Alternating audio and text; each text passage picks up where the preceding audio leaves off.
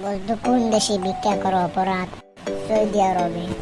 বলতো পাকিস্তানের রাষ্ট্রের জন্ম কয় সালে হয়? 1947 সালে।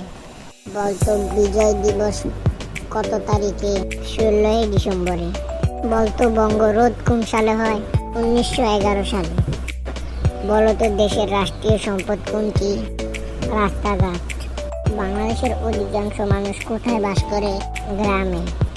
কিভাবে আমরা এলাকার উন্নতি করতে পারি? সকলের চেষ্টায়। মেডেল জয় শুরু হয় কত সাল থেকে?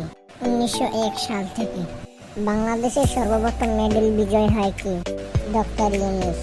ভারতের সর্বপ্রথম মেডেল বিজয়ী লাভ করেন কে? রবীন্দ্রনাথ ঠাকুর। আমরা কোন মহাদেশে বাস করি? এশিয়া মহাদেশ।